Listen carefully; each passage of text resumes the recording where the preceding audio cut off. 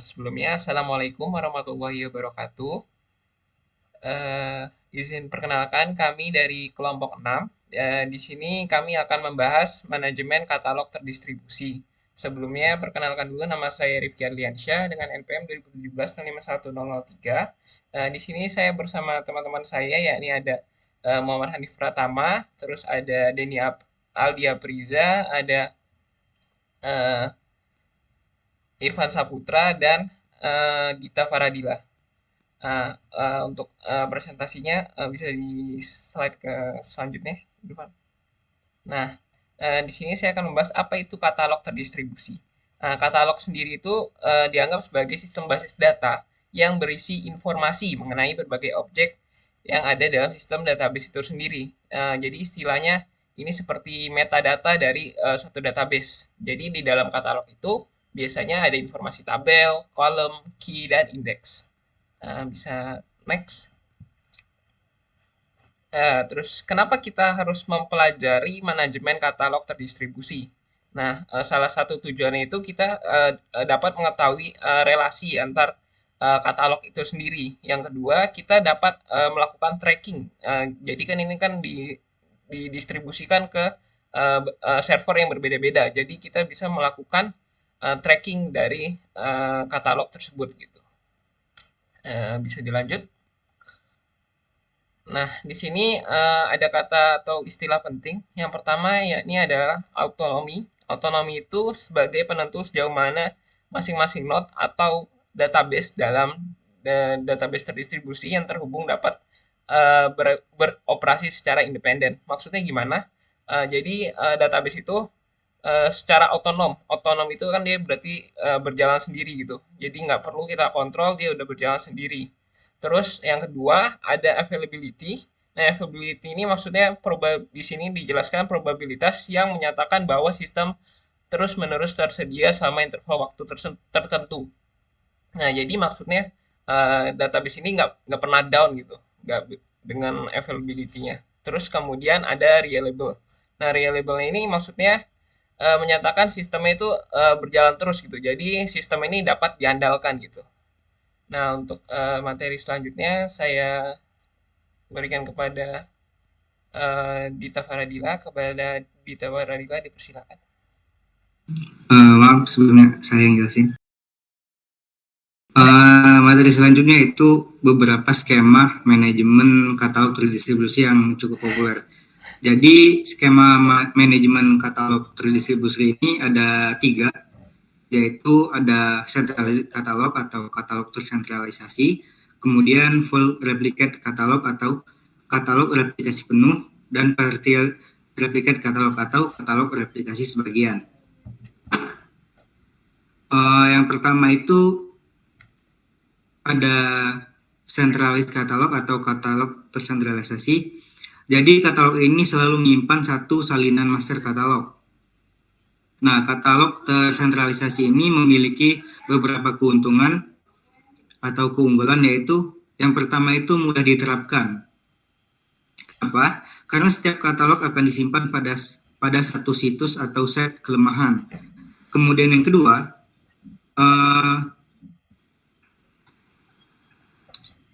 itu availability dan autonomi, dan proses distribusinya akan terpengaruh secara negatif.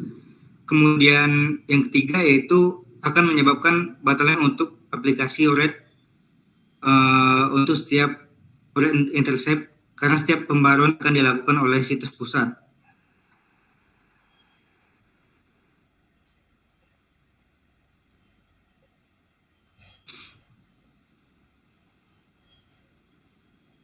Kemudian yang kedua yaitu full replicate katalog atau katalog replikasi penuh. Jadi katalog ini selalu menyimpan satu salinan katalog untuk setiap situs atau site. Keunggulannya dapat memfasilitasi pembacaan yang cepat karena akan dijawab secara lokal. Kemudian untuk kelemahannya, segala pembaruan harus diupdate ke setiap situs atau site, dan akan terciptanya peningkatan traffic pada jaringan. Kemudian yang ketiga yaitu partial replicate katalog atau katalog replikasi sebagian. Jadi katalog ini akan mempartisi dan mereplikasi katalog sesuai dengan pola permintaan. Untuk keunggulannya, jadi katalog ini akan membatasi situs autonomi dengan maksud agar global view tetap konsisten dari katalog. Kemudian katalog dalam pendekatan ini, jika ada katalog lokal pada setiap situs yang berisi data akan disimpan di sana. Kemudian untuk kelemahannya, ketika sebuah fragment atau replika dipindahkan ke lokasi yang berbeda, katalog lokal di situs yang sebelumnya harus diperbarui. Kemudian kelemahan yang selanjutnya yaitu kemungkinan akan terjadinya delay saat mengakses data yang berada di luar situs lokal. Baik, untuk materi selanjutnya akan dijelaskan oleh Dita. Oke, saya lanjutkan. Baik, di sini kalau yang tadi sudah dijelaskan secara kata-kata, di sini saya akan menjelaskan melalui gambar atau visual. Nah, ini kalau teman-teman bisa lihat, ini adalah bentuk atau ilustrasi dari sentralis katalog. Nah, yang bentuknya seperti tabung itu adalah situs pusatnya. Jadi, kalau sentralis katalog itu, semua salinannya itu disimpan dalam master katalog atau satu situs. Dan kemudian akan diakses oleh situs-situs yang lainnya. Nah, situs-situs yang lainnya itu yang bentuknya seperti bulat, yang seperti bola. Nah, untuk keunggulannya seperti yang tadi sudah dijelaskan, bahwa sentralis katalog ini mudah diterapkan karena semua katalog itu disimpan pada satu situs. Jadi, mudah untuk digunakan. Tetapi di mana ada keunggulan, di situ pasti ada kelemahan. Nah, kelemahan dari katalog sentralisasi ini yang pertama adalah reliability, availability, dan autonomi, serta proses distribusinya akan terpengaruh secara negatif. Kemudian, akan menyebabkan bottleneck untuk aplikasi write intensive karena setiap pembaruan akan dilakukan oleh situs pusat. Untuk skema yang selanjutnya akan dijelaskan oleh Saudara Hanif, dipersilakan. Oke, untuk skema selanjutnya di sini ada namanya fully replicated. Maksudnya gimana? Jadi kan itu ada seperti sudah dijelaskan oleh Dita, itu ada yang bulatan itu bisa disebut dengan situs. Jadi setiap situs itu punya satu database, di mana database itu di setiap situs itu sama.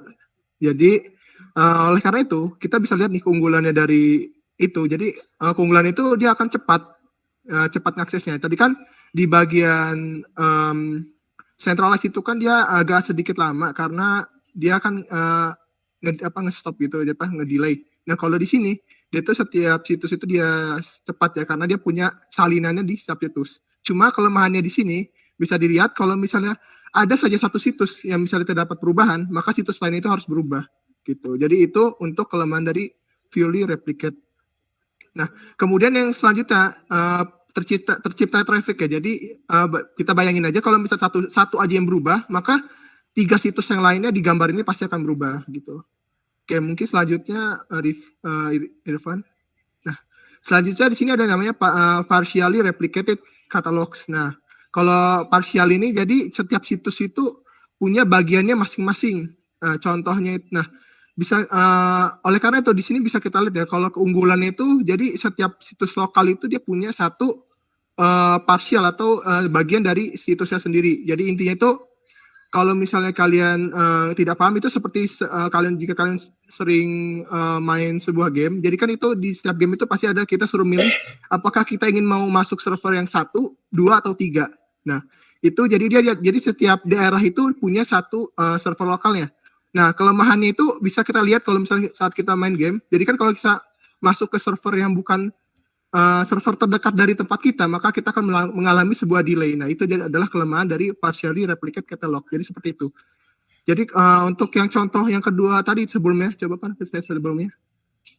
Nah, untuk contoh yang fully replicate ini bisa kita ambil contoh itu saat kasus pemilu ya. Jadi kalau pemilu itu kan pernah kata KPU bahwasanya dia punya 3 server yaitu ada satu di daerah KPU dan 2-nya itu entah di mana gitu kan. Nah, itu untuk fully replicated. Jadi kalau misalnya satu servernya dikatakannya tidak ada, jadi dia masih bisa nge-backup di server lainnya gitu. Kalau untuk yang centralized bisa kita tahu ya seperti server Unila gitu. Oke.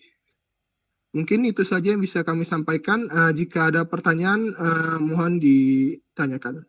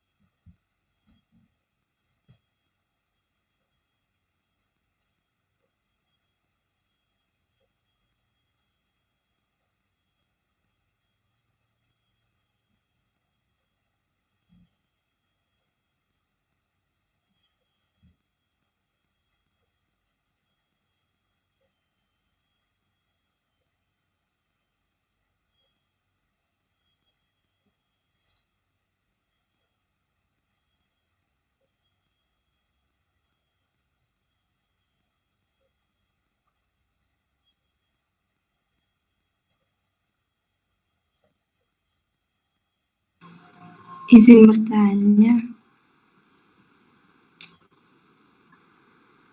Iya, kenapa Pin? maksud dari bottleneck yang dijelasin tadi pada kelemahan centralized katalog tuh gimana ya?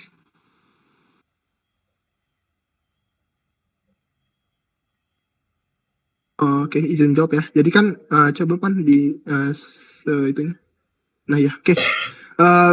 Bisa kita lihat ya. Jadi gini, misalnya kita punya, kita tahu dulu ya, bottleneck itu apa. Nah, bottleneck itu kan istilahnya kalau misalnya apa ya? Jadi kita kalau misalnya ada data banyak, dia itu cuma tapi dia nggak bisa masuk ke tempat itu, jadi agak sedikit tersendat gitu. Kayak jalan tol ya, jalan tol macet. Nah itu seperti itu bentuk bottleneck. Nah, maksudnya gimana? Karena ada namanya aplikasi write intensive. Jadi kan istilahnya aplikasi itu kan atau situs itu kan terus menerus menulis. Nah, jadi bayangin aja kalau misalnya nih empat situsnya itu akan menulis ke dalam database, maka kalau cuma satu database doang, apakah istilahnya itu empat situs nulis semua di satu database itu kan anggapnya kayak apa ya? uh, Database itu nggak sanggup buat memenuhi kuota untuk masukin setiap itu ke dalam situ gitu sih. Jadi seperti itu. Makanya dia akan bottleneck itu istilahnya. Bayangin gimana ya? Ada 4 jalur tapi tiba-tiba di tengah-tengah di ujungnya itu dia cuma jadi satu jalur doang. Jadi gitu. Jadi agak tersendat gitu sih. Bisa masuk datanya cuma agak delay gitu intinya gitu. Itu bottleneck. Jadi kecepatan maksimumnya itu tidak terpenuhi gitu sih. Oke, makasih.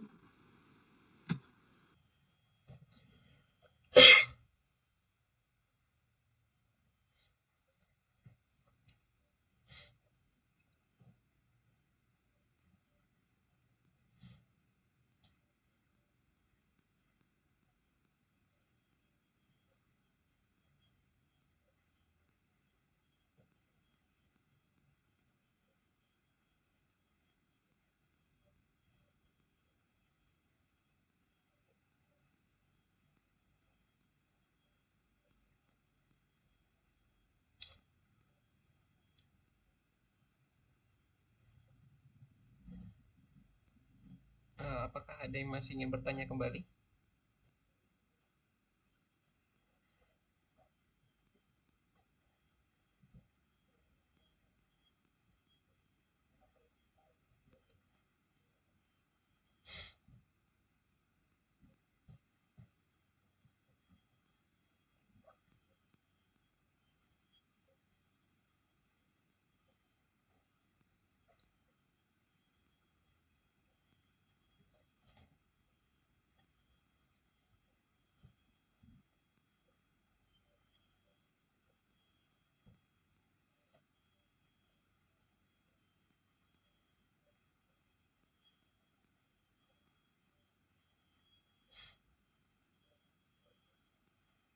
Jika ada pertanyaan mungkin bisa disampaikan. Dikasih waktu sampai 14:10.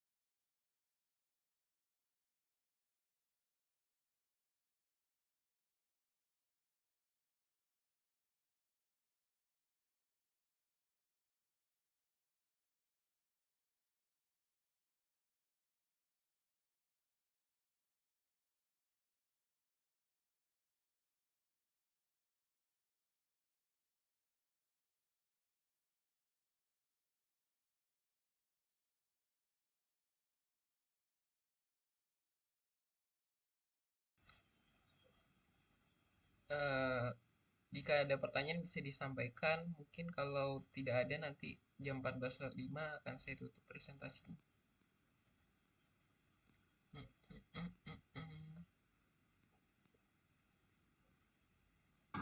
hmm. Izin bertanya, Iya baik. Namanya main PM. nama saya Yogi Andarul, NPM 2017 051 062. Izin bertanya, untuk katalog sendiri itu ada bisa dibuat ke decentralized nggak?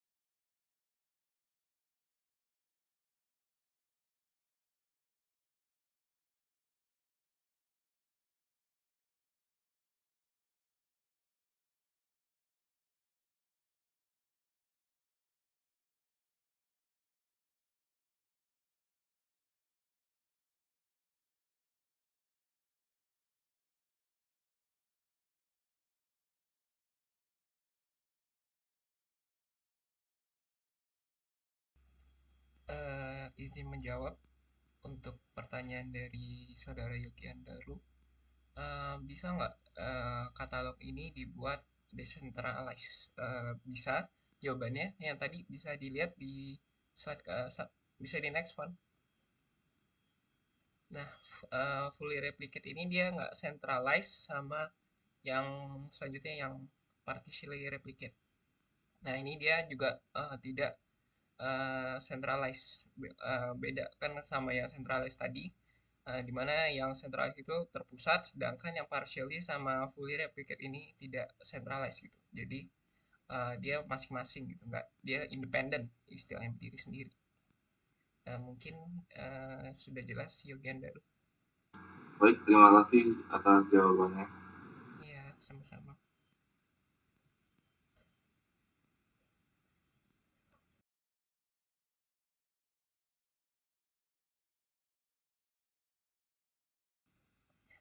Apakah ada yang ingin bertanya lagi?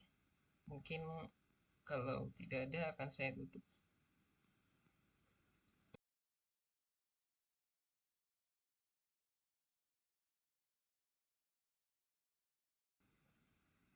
Nampaknya tidak ada. Mungkin cukup sekian presentasi dari kelompok 6. Kurang lebihnya mohon maaf. Wassalamualaikum warahmatullahi wabarakatuh.